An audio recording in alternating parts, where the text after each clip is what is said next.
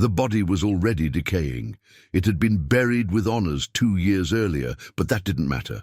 On that grim morning in London, it was exhumed, thrown into a filthy cloth, and dragged through the streets as if it still breathed. And just when everyone thought the humiliation had reached its limit, Charles II ordered the final blow. The corpse's testicles were to be cut off in the public square, so the entire world would understand that defying the crown came with consequences. Even after death, the official history chose to forget this episode. Books talk about the merry monarch, the king who restored peace, but they avoid mentioning the symbolic castration of a corpse used as an instrument of power.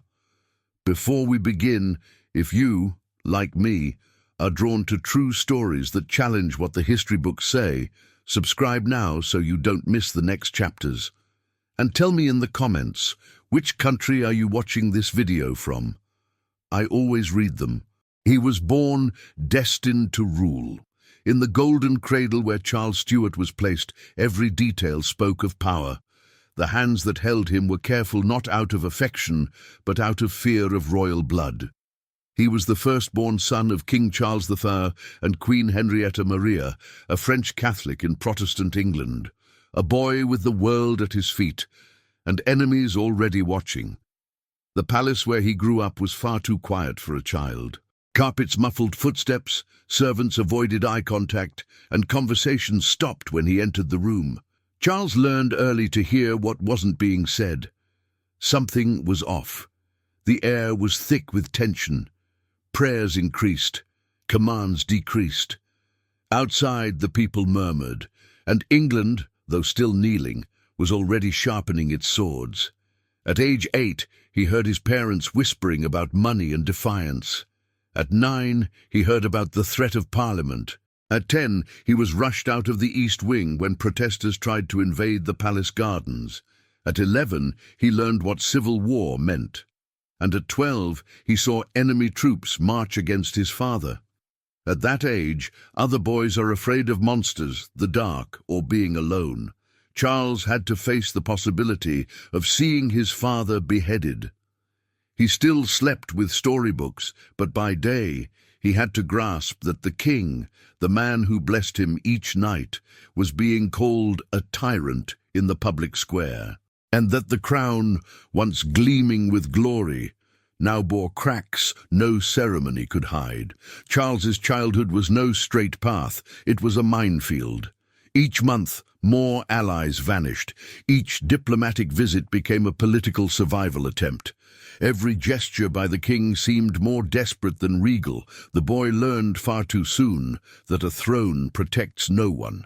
There was no more room for innocence. Amid stifled celebrations and open threats, the young prince discovered a truth that would mark his entire reign. Being born a king is not enough. You must survive as one. He had learned far too early that a throne protects no one. But what Charles could never have imagined was that the crown would fall before the world and before his own eyes, with cold calculation, legal judgment, and applause. It wasn't an ambush on the battlefield. It wasn't a conspiracy in the shadows. The death of Charles I was public, legalized, ceremonial. The monarchy didn't just fall, it was beheaded. It was January 30th, 1649. The cold pierced the skin, and the silence of the crowd was heavier than 1,000 war drums. Charles II, still in exile, learned of the execution from French envoys. His father, bound, dressed in white as a symbol of purity, walking up the scaffold steps with the same dignity he showed entering a royal hall. There was no hesitation. The executioner brought the axe down with the coldness of someone who saw not a king, but a defeated enemy. And when the head fell, the people applauded. The news crossed borders like a blade through flesh. When it reached exile, it came without filter. Your father is dead, not as a martyr, but as a traitor. Charles didn't scream. He didn't cry. He shut down, tore his clothes, stayed silent for hours. It wasn't mourning. It was a metamorphosis. That moment split his soul in two. The crown prince died there alongside his father. What emerged was something else, a man shaped by silence, by the absence of farewell, and by the burning certainty that one day all of it would be corrected. With interest, for the first time, Charles realized that reclaiming the throne wouldn't be enough. It wasn't just about taking back the crown, reopening the palaces, or rekindling the royal crest. A debt had been written, not in gold, but in honor. And it would demand payment in names, blood and memory. Those responsible for the king's death would be hunted, those who applauded, silenced, and those already dead would not escape. The punishment would extend beyond the grave. In the mind of the young exiled monarch, justice was not a court. It was a ritual. And from that day on, he walked with one goal: to make the world remember that killing a king is not a political act. It's an offense against eternity. Making the world remember that killing a king is an offense against eternity was an easy oath to make in the silence of grief. But keeping that vow in the cold halls of Europe, without a throne, without soldiers, without land, that was something else. Charles II went from glorious heir to political burden. From prince, he became an unwelcome guest. He slept in borrowed rooms, ate at other people's tables, begged favors from distant cousins, and expected to be treated as king, even without a kingdom. In France, he was tolerated for a while. In the Netherlands, he became a bargaining chip. In Cologne, he was ignored. Every country saw him as an opportunity, but offered no guarantees. Some days he wore lavish clothes donated by allies. Other days he sold jewelry inherited from his mother to feed what remained of his court, now reduced to a shadow of a handful of loyal, silent men. He smiled in public, but deep down he was a man feeding on promises. Pride suffered more than the body. It was insult after insult. Once a maid refused to call him Your Majesty. She said that title no longer belonged to him. No one punished her. On another occasion, when he tried to join a meeting between ambassadors, he was stopped by a Spanish diplomat with a dry remark. "We don't deal with political ghosts." Charles smiled, but he remembered the name. During long diplomatic dinners, he overheard veiled jokes about kings without crowns. In the hallways, he caught whispers speculating about the permanent dissolution of the English monarchy. Some suggested he should marry an obscure noblewoman and give up the idea of ruling. Others, bolder, asked if he wouldn't prefer to become a priest. Charles never replied, but every comment left a new wound. Loneliness became routine. His nights were filled with letters written but never sent, and thoughts too bitter to be spoken aloud. And while he wandered through Europe without a kingdom or a homeland, Oliver Cromwell was rising in England. He led armies, shut down parliaments, dictated laws. Charles watched from afar, fists clenched. He couldn't face him, not yet. But he took notes, he kept names, and most of all, he learned. The boy who had watched his father beheaded now knew that power wasn't inherited. It was taken, and when he returned, he wouldn't come back with just crowns and promises. He would come back with a list. And on that list, even the dead would be named. The names were kept, but for now, revenge had to wait. Because Charles wasn't a king, he was a fugitive. A living ghost, surrounded by enemies, hunted by troops, betrayed by informants with a price on his head. The young man born among gold and crowns now crawled through barns, ate scraps from taverns, and pretended to be a servant. Survival was his only mission, and every breath could be his last. After being defeated at the Battle of Worcester in 1651, Charles was hunted like an animal.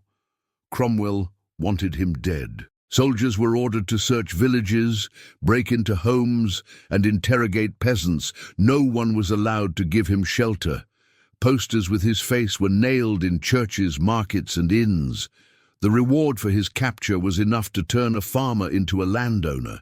Charles couldn't trust anyone, but he depended on everyone. He hid in stables, pretended to be a servant of loyal nobles, shaved his face, changed his posture. His own identity was a danger. For weeks he had no rest.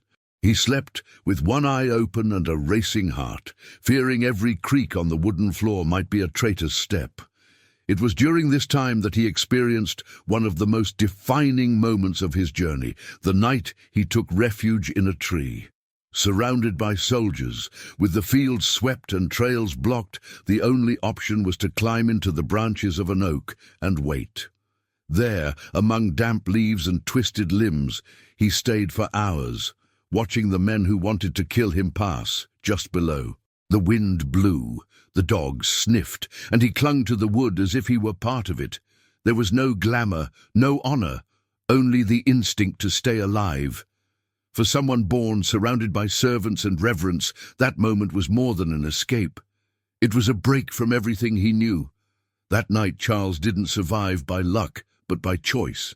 The choice to vanish today in order to collect tomorrow. When he finally crossed the border and escaped to France, he took nothing but his own body and a renewed vow. None of that humiliation would be forgotten. Not the cold, not the hunger, not the looks of contempt.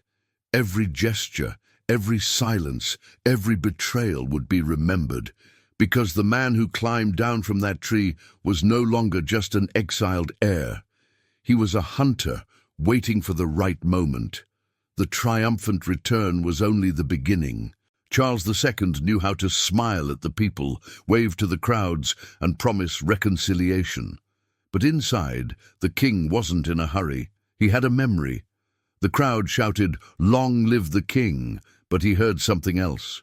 "Do justice." And justice to him had names, dates, and bodies to exhume. The Declaration of Breda, which ensured his return to the throne, was a clever document. Written with diplomatic precision, it offered amnesty to his enemies, moderate religious freedom, and guarantees to the army and landowners. A promise for each group, a gesture of reassurance for each threat. But Charles never believed in those promises. He used them. He knew England was weary. 11 years without a monarchy had left behind censorship, repression, and Puritan austerity.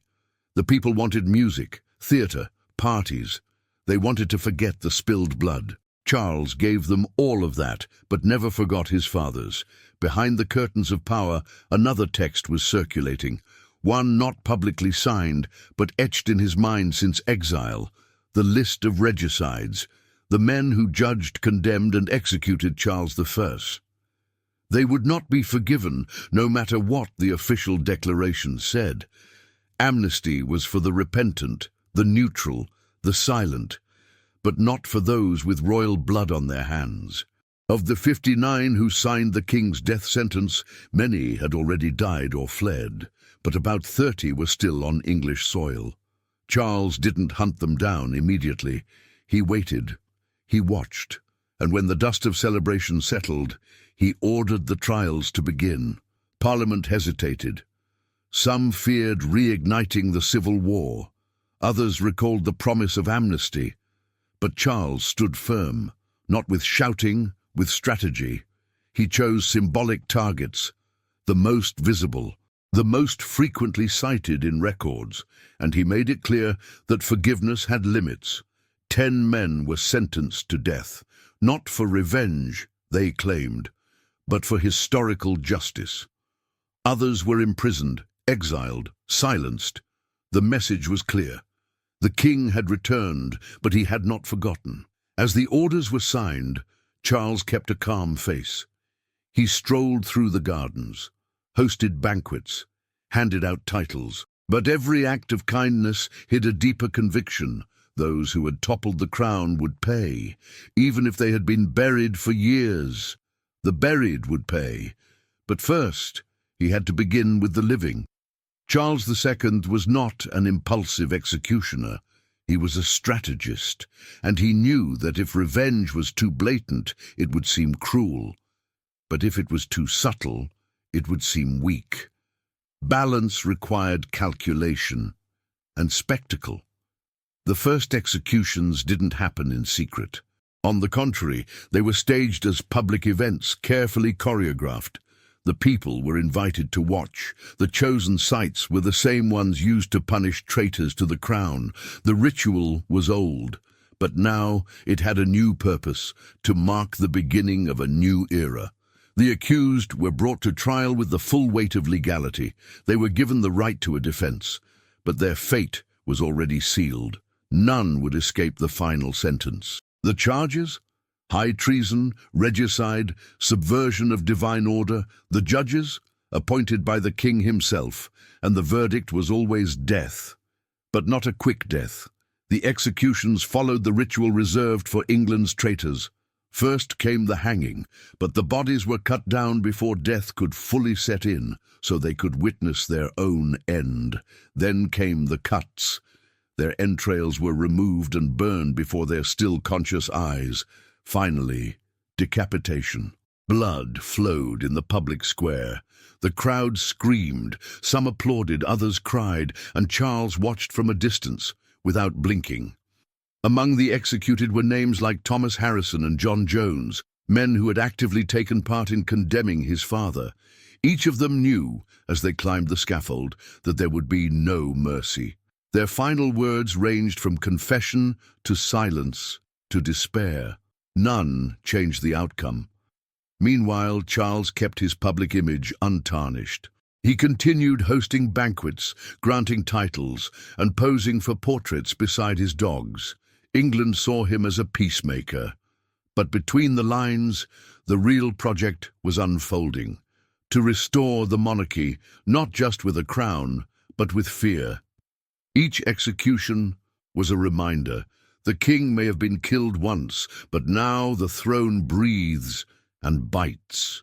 The people were torn between relief that order had been restored and horror at the brutality. But few dared protest. Silence was safer. And even though justice had begun with the living, Charles knew the spectacle needed a final act, something beyond logic, something that touched the unseen, because the dead would also be punished. They could no longer flee, and for that very reason, they would be the most useful. The ultimate example, the final humiliation, the open wound of England would be stitched together with the remains of the bodies that had defied her. The living had already been punished. Justice had been served, at least in the eyes of the court, but for Charles, true justice began where most would stop, in death, because those who had destroyed his world did not deserve rest, not even in the grave. All of England knew the name, Oliver Cromwell, the general, the Puritan, the man who overthrew a king and raised the Republic with an iron hand. Dead for 2 years, buried with honours in Westminster Abbey, side by side with the monarchs he had scorned. To Charles, that was an insult, and it would not go unanswered. The decision wasn't made in anger, but with cold resolve. The king gathered his advisers and gave the order. The bodies of Cromwell, John Bradshaw, the judge who condemned his father, and Henry Ireton, his son-in-law and right-hand man, were to be exhumed, stripped of honour, dragged through the streets of London as traitors, even in death, and displayed before the entire nation. The date wasn't random. January 30th, 1661, exactly 12 years after the execution of Charles III. The day of death became the day of revenge. At dawn, the tombs were violated, the coffins opened, the decomposing remains were removed and covered only in filthy rags. The stench was unbearable, but the crowd wanted to see. The procession followed the same streets where, years earlier, Charles's father had been led to his death. But now, the executioner was the throne, and the victim a corpse. The bodies, or what was left of them, were taken to Tyburn, the traditional place of execution. There they were hanged from makeshift gallows. The ropes stretched what little flesh remained, bones cracked, crows circled above, and then came the final command. Cromwell, even in death, was beheaded. His head, already partially decayed, was mounted on a 6-metre-tall spike. The location, Westminster Hall, the same place where he had presided over parliamentary sessions. It remained there for over 20 years, exposed to sun, rain, storms, and the contempt of those who once called him a hero. But Charles didn't stop there. The most shocking act was yet to come. By royal order, the corpse's genitals were removed and publicly displayed, not as a random mutilation, but as a symbol, a ceremonial castration, a silent yet brutal message. The power that dared to challenge the crown had been emasculated, literally. Those who once laughed at the fall of a king now looked in silence at the fall of the man who led them, and they understood too late that eternity also bleeds. Eternity also bleeds. But on the surface, no one seemed to remember that anymore. While Cromwell's remains rotted in the wind, Charles II moved through the halls with wine in hand and easy smiles on his face. The same streets that had witnessed the corpse's mutilation now saw him reappear in theatres, at parties, at masked balls. He was called the Merry King, the libertine monarch, the restorer of joy. But no one seemed to notice the silent gaze behind the laughter. Charles built his public image like one builds a fortress, quickly, seductively, irresistibly. He reopened the theatres Cromwell had closed, freed the music the Puritans had silenced, swapped the old court's rigidity for an almost bohemian atmosphere. The dances returned. Laughter echoed, and women moved freely as never before, especially those who caught the king's eye. He had famous mistresses, actresses, noblewomen, courtesans. He didn't hide his desires. He didn't apologize for his passions. He had at least 14 acknowledged illegitimate children. The palace became a stage of open pleasures, with scandals that would have shamed any king before him. But that was exactly what he wanted, to show that Puritan repression was over, that the king was now human and free. But behind the permissiveness, there was discipline. Charles woke before sunrise, read entire reports before the court even stirred, wrote letters with a steady hand and put into action decisions that challenged foreign kings. He managed crises with coldness, controlled alliances with precision, and never ever forgot a face. His courtiers thought the king took nothing seriously, that he was light-hearted, almost naive. But those who underestimated him vanished too quickly to learn the lesson. Behind the music, there was a listening ear. Behind the feasts, a sharp memory. He knew who had betrayed him, who had hesitated, who had waited for him to die in exile. And those names were recorded, not on paper, but in the most dangerous place of all, the heart of a king who never forgave.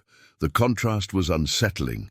People saw an approachable king, one who strolled through parks with his spaniels and chatted with bakers and actors.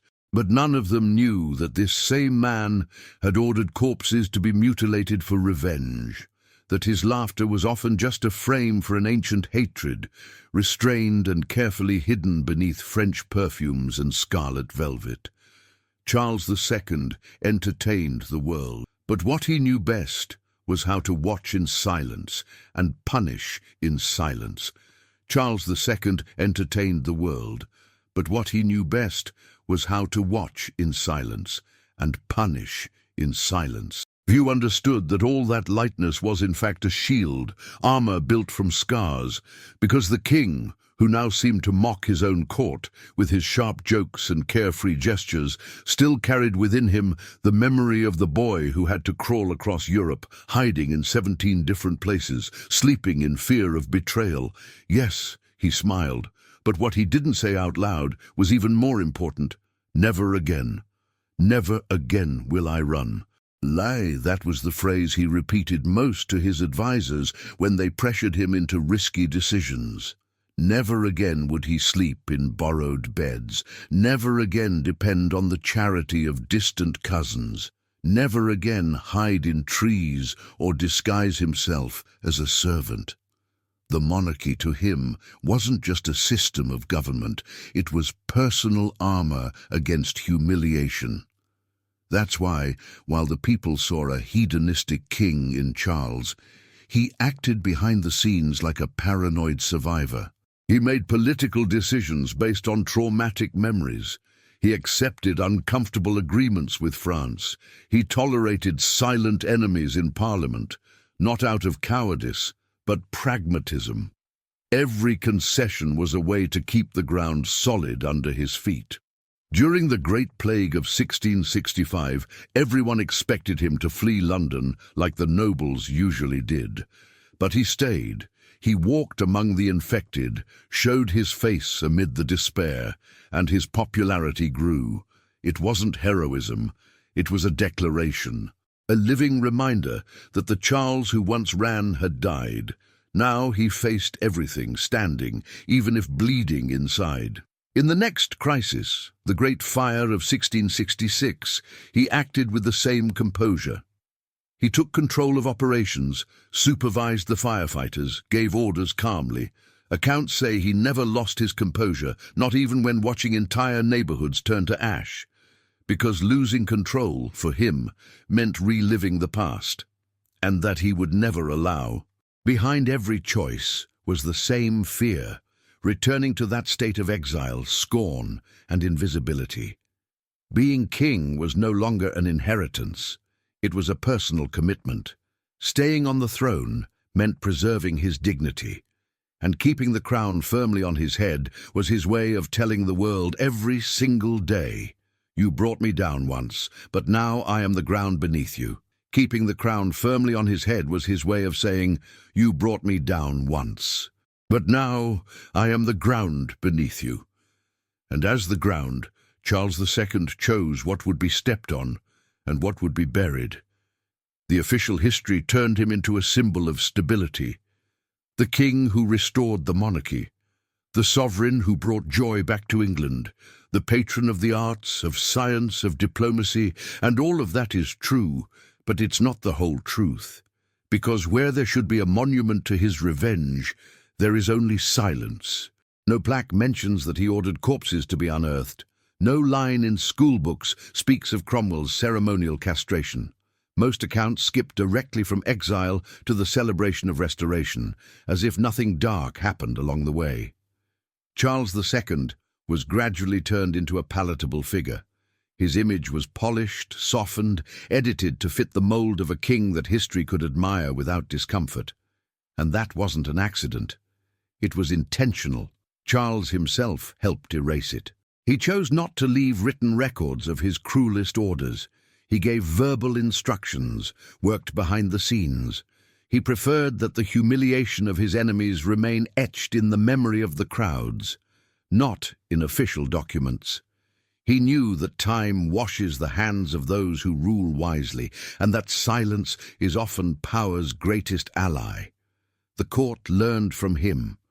Later historians did too. It was easier to call Charles the king of parties than to explain why a monarch who preached peace ordered graves to be violated. It was more elegant to remember the illuminated halls than the spikes raised in front of Parliament with rotting skulls under the sun. And so, century after century, the calculating Charles was erased. What remained was the man of mistresses, the king of park strolls, the patron of operas. But the corpses spoke for him. Cromwell's head remained on display for over 20 years. The skull withstood time, rain, scandals. It was eventually recovered after a storm, passed from hand to hand among collectors, and became an object of morbid curiosity. It wasn't buried again until the 20th century, in a discreet, almost secret ceremony, as if until then it was still serving its sentence.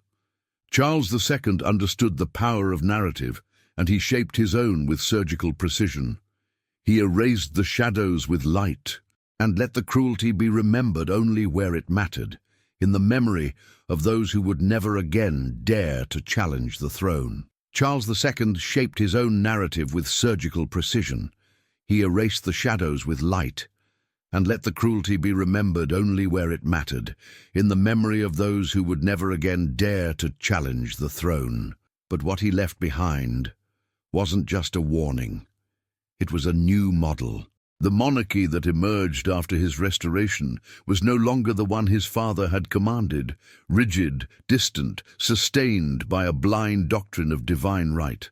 Charles didn't just inherit the crown. He rebuilt the very meaning of what it meant to be king. And what seemed like personal revenge turned out in the end to be a profound adjustment in the very foundation of British power. With Charles II, England definitively abandoned the extremes.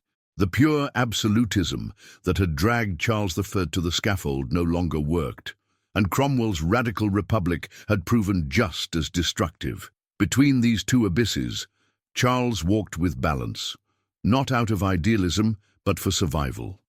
He accepted Parliament as long as it accepted his authority. He built fragile but sufficient political alliances. He rejected dogmas and embraced ambiguity.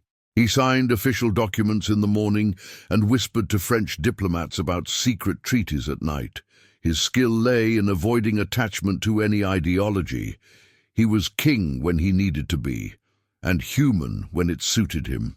That pragmatism shaped what would come next. From him on, the British monarchy became an adaptable institution, no longer unchangeable by divine decree, but resilient through flexibility. Charles realized earlier than most that absolute power does not survive revolutions, but calculated power survives centuries. In the religious sphere, his influence was equally significant. He persecuted Puritans with the same intensity with which he secretly tolerated Catholics. He upheld Anglicanism as the official religion, but refused to be a fanatic. His final gesture says it all.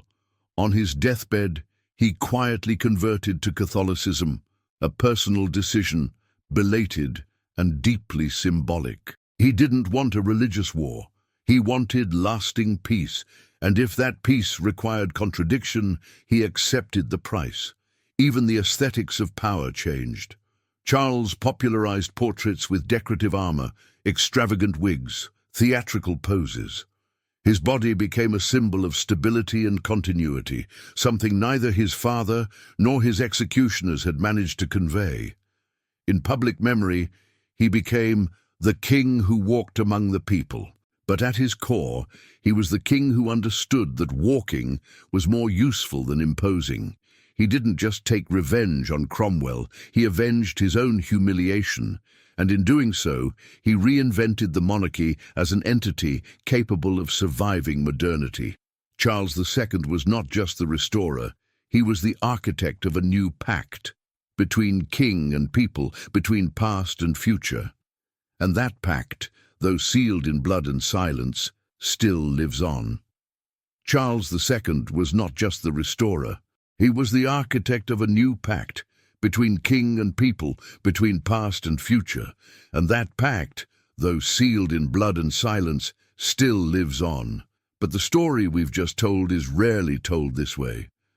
Most prefer to remember only the lighter side, the king of parties, of lovers, of dogs, of long nights and carefree days. Few are willing to see the man who ordered the mutilation of corpses, the silent strategist who punished even bones. The king who turned revenge into state policy, and the humiliation of his enemies into a language of power.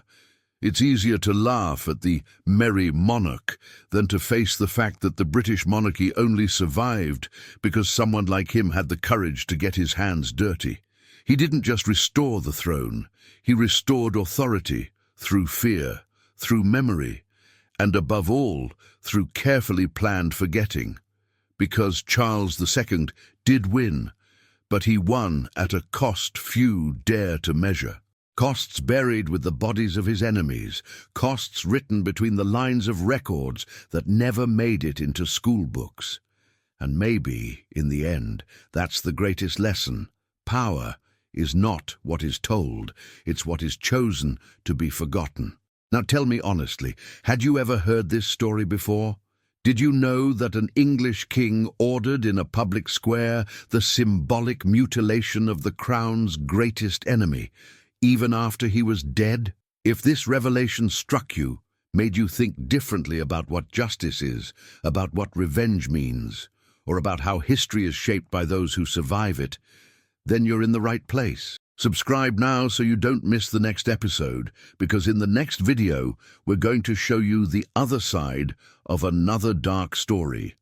This true story, almost erased from European history, will make you rethink everything you thought you knew about virtuous monarchs.